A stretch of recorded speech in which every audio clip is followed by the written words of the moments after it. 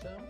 Bunun üçün mən çəkilmiş ətin üzərinə 2 baş soğan, zövqə görə duz, istiyot vuraraq əti yaxşı qarışdırıram.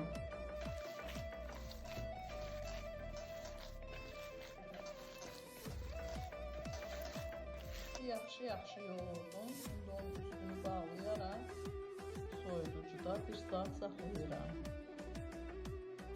Əti soyuducuda 1 saat gözlətdim. İndi isə əti şişə keçirirəm və forma verərək listə düzürəm.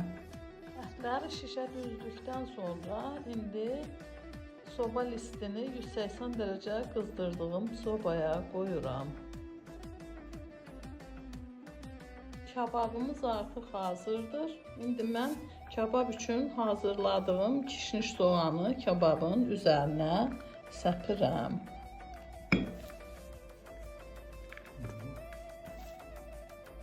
Eyni zamanda kababı yemək üçün mən əlavə yuxa da bişirmişəm.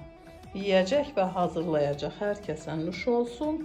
Videomu bəyənib kanalıma abunə olmağı unutmayın.